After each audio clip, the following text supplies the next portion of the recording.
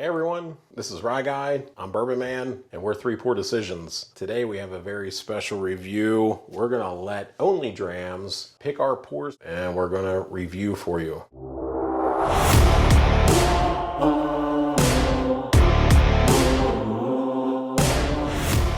Tanner, are you excited for this? I am very excited. Normally, whenever I do the Only Drams selection, it's only choosing my unicorn. So let's see what it decides on. I mean, if it picks the unicorns, it picks the unicorns. we're gonna review whatever it picks for us. Hopefully, it doesn't pick some. It's gonna choose some finished stuff, maybe even some flavored whiskeys. I mean, it could pick some things at random. I mean, here at the 3 Pour Decisions bar, we have a lot of bottles. This could be quite interesting. I think I only have the bourbons and whiskeys on our Only Drams, but we'll see what it comes up with.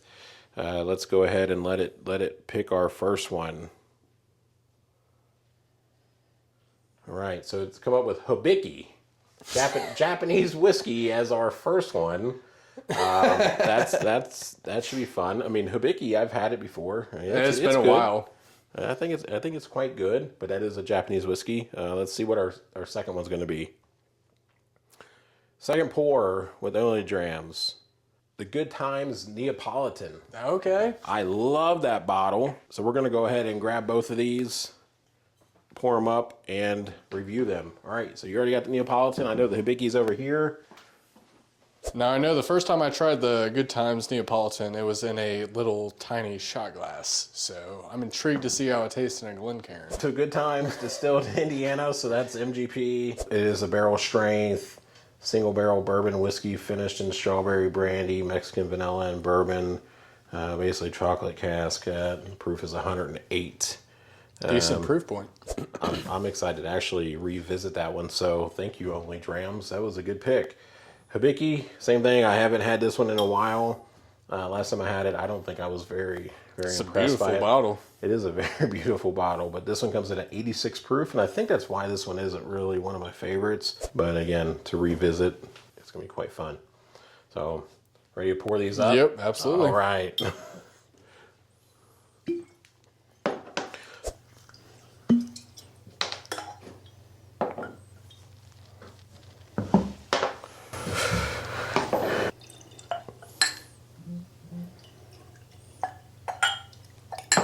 That's a heavy cork. It is. It's like a solid glass topper. Yeah, and it's got that little symbol on the top of it. Now, I will add that this specific Good Times, this was a Brewzle pick. If you go out to Brewzle and check out some of their videos, you'll definitely find where they were at Good Times. I believe J-Rock was with them, as well as a couple other people, and they picked several bottles from Good Times, but the Neapolitan was one of them. And this is actually where I got this from the Brewzle Club page. And then the Hibiki is also a Jim Beam product, owned by the subdivision of Suntory. You want to start with Hibiki first? We're gonna start with Hibiki. Yeah, I'm fine with that, because I mean, I love the Good Times, so let's get the Hibiki out of the way first. Right away, very, very light in color, but again, it is 86 proof. Smells a bit youthful, but it's a decent nose, considering the color. I get citrus and subtle oak. Right, yeah. Just a tiny bit of like corn sweetness, some honey. Yeah, the lemon it's coming to the forefront, the lemon. I mean, for being 86 proof, I mean, it's still got some good legs on this product. Yeah, I agree. I mean, this is a higher price bottle if you find it available. I think it's right around like $100. I mean, it smells like very youthful. That is peanut and lemon pledge on the palate. Very thin, like a very thin. Like there's really like hardly no mouthfeel there. I mean, definitely the lemon pledge on the palate, and maybe a little bit of like melted butter. Almost like borderline ghee, like clarified butter. If you've ever tried that. Mm-hmm. I mean, I wouldn't put it in the category of a drain pour. You know, I bought this based on the hype around the Hibiki, and honestly, the hype is obviously still there because it still carries that price tag. of upwards of $100. I don't even think I'd buy this again for $80. I wonder how this would be in a cocktail. Maybe throw this in like a Manhattan or an old fashioned. This would be an excellent mixer. I'm not really a fan of it drinking it neat, but there was some higher age, maybe some higher proof. I feel like it would be excellent.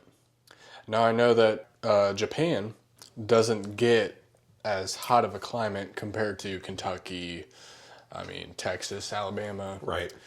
But it's decent. I wouldn't pay $100 for it. No, not again. This is borderline $50, $60 at most. More or less, I'm paying for the faceting on the bottle, the nice cork on top, the juice inside. It is a bit youthful. It's a decent sipper. I would put this over ice. At 86 proof, though, I'd say it carries a little bit more flavor than some of the other like 80, low 80s, mid 80 proof bottles. Yeah, compared to Jack Daniel's Old Number 7. Yeah. I feel like this carries a lot more flavor. If there was a little bit more oak influence.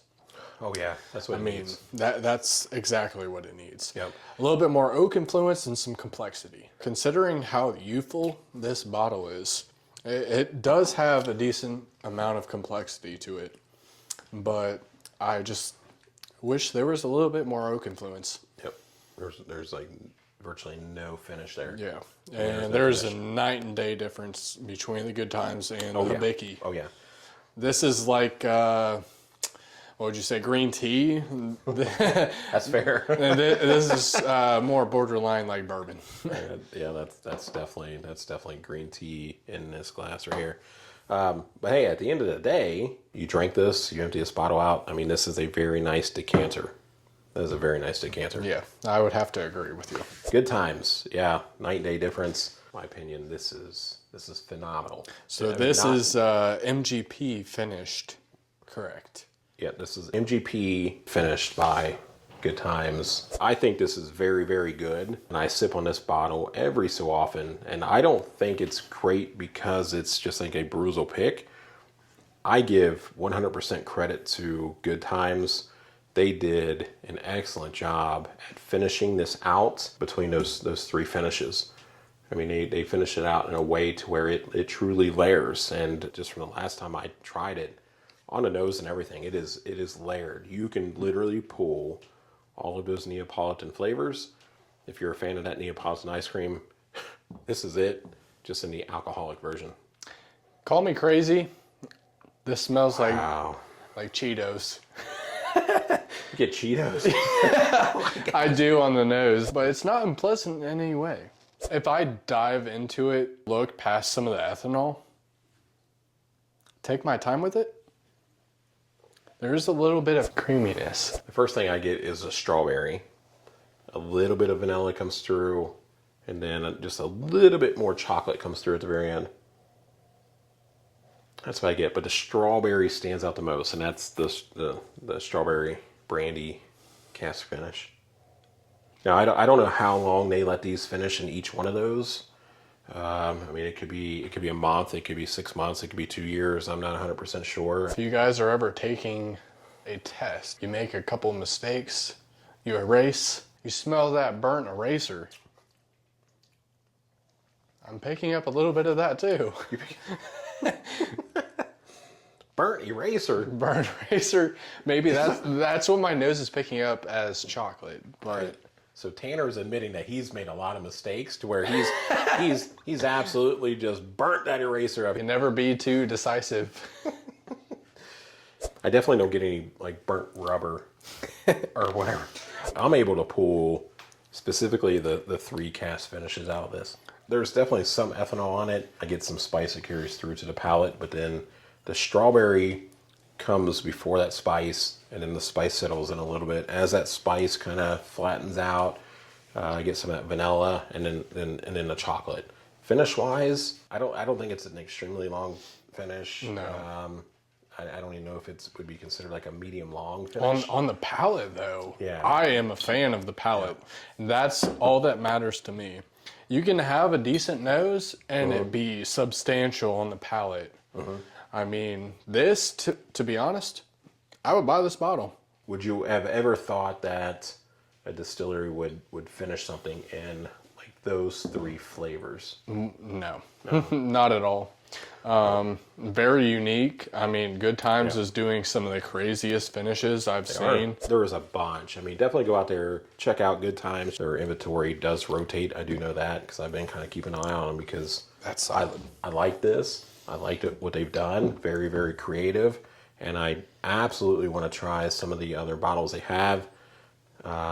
This is the only bottle I got to try so far. This is the only bottle Tanner's gotten to try so far from Good Times. So, Good Times, if you come across our video, we'd love to try more of your products. We'd love to come out, maybe do a tour or something like that. I definitely want to try some more. And while we're giving a shout out to Good Times, I would also like to thank a fellow YouTuber, Trash Palette Bourbon. Dude knows exactly what he's talking about with bourbon. I mean, he is just an amazing YouTuber. He has been a great collector of fine bourbons such as Detling. He is located down in Alabama. If you guys ever check out his channel, make sure to give him a thumbs up. He's got some good videos, good reviews. I love the information that he gives.